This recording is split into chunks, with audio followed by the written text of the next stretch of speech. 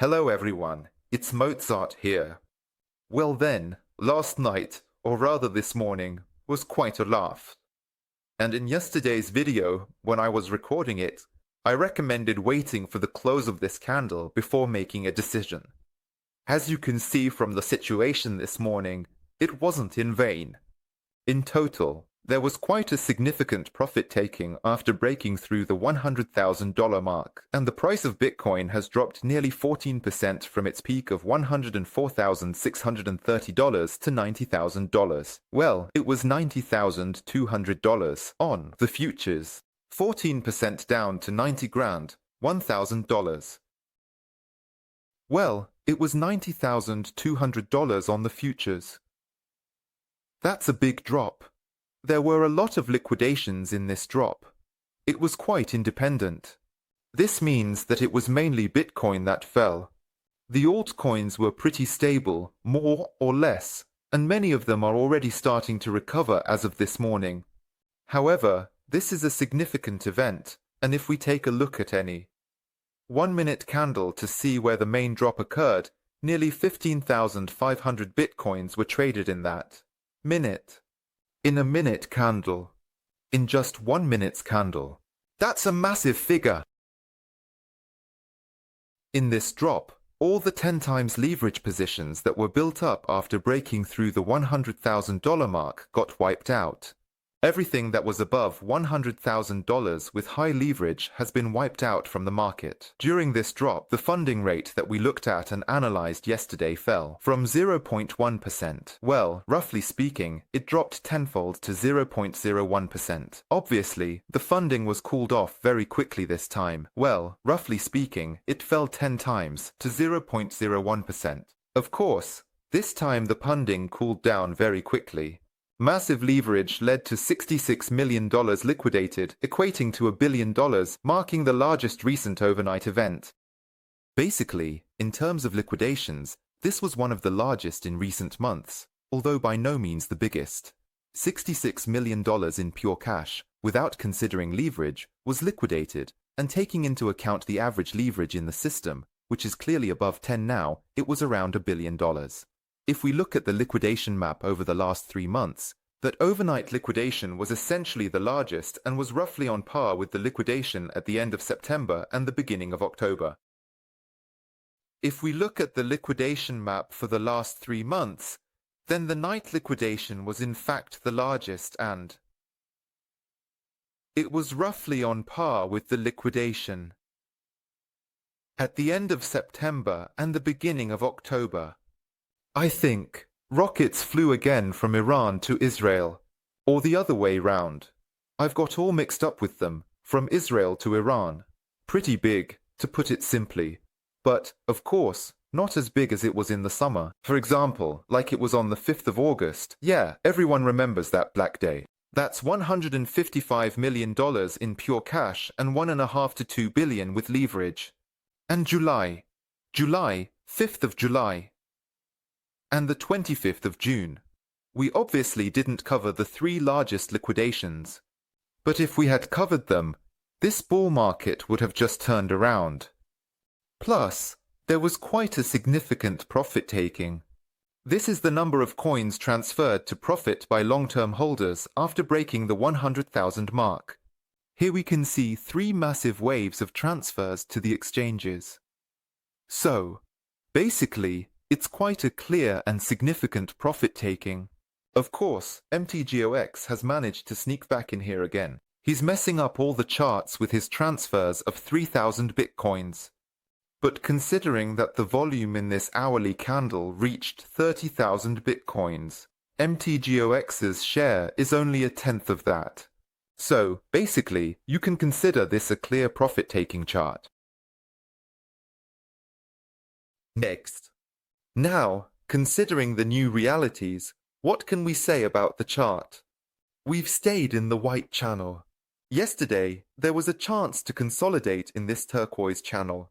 We didn't manage to consolidate there. We've returned to the white channel. That's the first important point, and the second point. Yesterday, I mentioned that a triple divergence could form if we consolidated above the $100,000 mark. That didn't happen.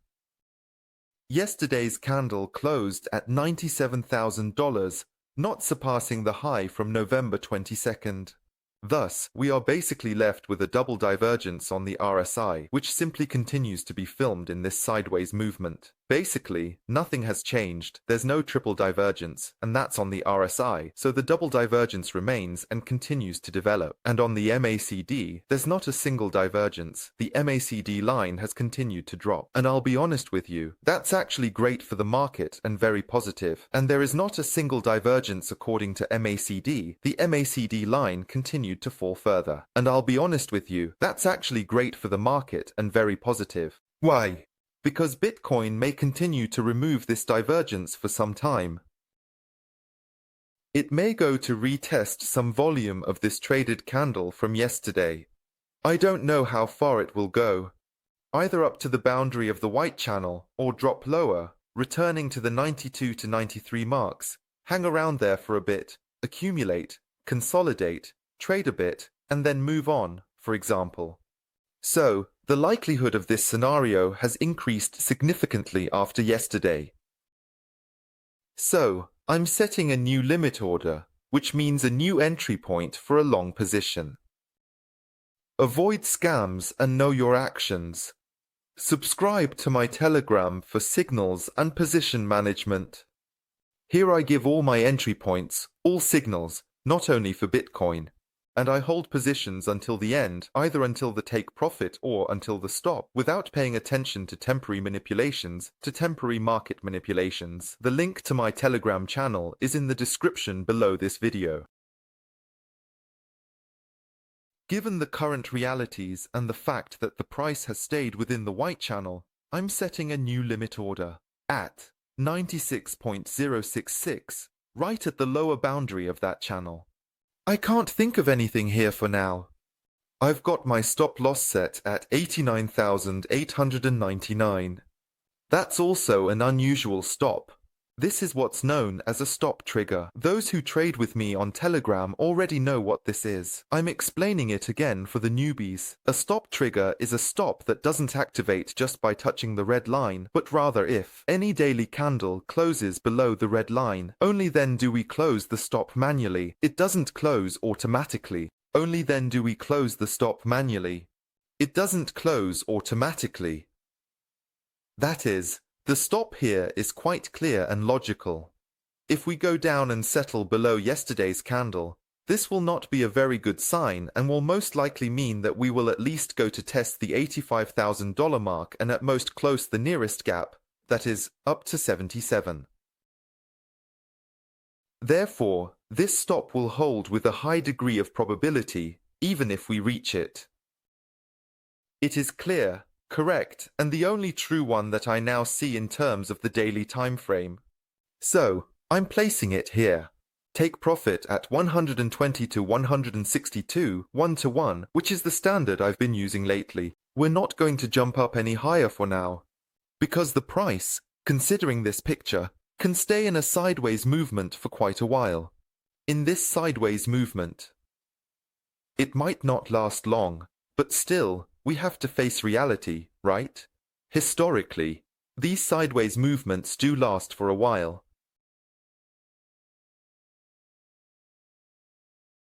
That's about Bitcoin.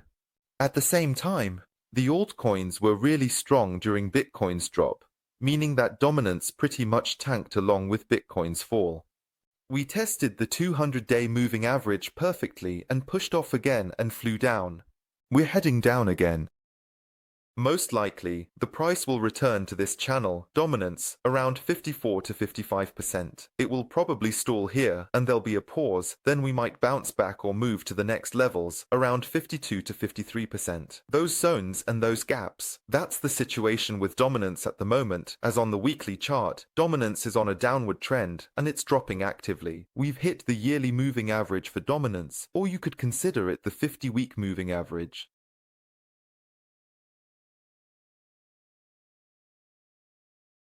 That's roughly the situation with dominance at the moment, as it's on a downward trend on the weekly chart, and it's dropping quite actively. We've hit the yearly moving average for dominance. or you could consider it the 50-week moving average. And the next target after some consolidation is the 100 moving average, which is exactly those 52 to 53%. It's a strong drop, a drop marked by these three crows, as they're called in candlestick analysis, and it's happening on the weekly time frame. And through. No, there's not even a slight divergence here. Through a steep drop, but not through divergence. According to the indicators, dominance has already dropped to 40%. Yes, it's quite likely we'll see a pause here, some consolidation, and then a drop to the 100 with a continuation of the alt season. This is the layout. So, from the current deals we have in the Telegram channel, this is Solana. I've just set a limit order for Bitcoin together with you, and we've closed Ethereum with a 67% profit, while the remaining position was taken out at break-even. I might re-enter Ethereum where there are good re-entry points, and I'll let you know in the Telegram channel. Everything will be there. Overall, the drop was significant, 14%, which is a lot given the current liquidity. You can see that on the liquidation map. Right now, we could be in a range for a while, consolidating, and during this time, altcoins might still have a chance to shoot up. Thanks everyone. This was Mozart. Have a great day, and goodbye.